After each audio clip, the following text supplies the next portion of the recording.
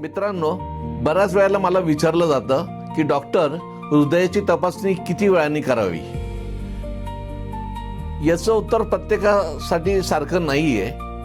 यासाठी आपण प्रत्येकाचं वय, असलेली जीवनशैली आणि हृदयावरचे रिस्क फॅक्टर किती आहेत यावर सगळं मोजलं जातं. तुम्ही निरोगी असाल आणि कुठलेही लक्षणं जर नसतील तरीही आपण नियमित बीपी, वजन, साखर, कोलेस्टेरॉल या सगळ्या गोष्टी आपण वेळोवेळी तपासणी करून घेणं गरजेचं असतं.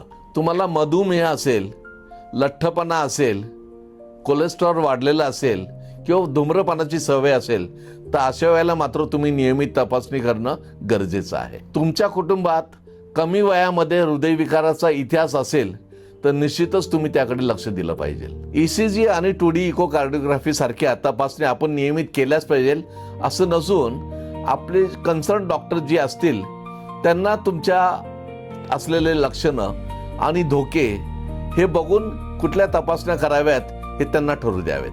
तात्पर्य असं की हृदयाची तपासणी ही कॅलेंडर बघून न करता पुढचा धोका समजून आपण केली पाहिजे.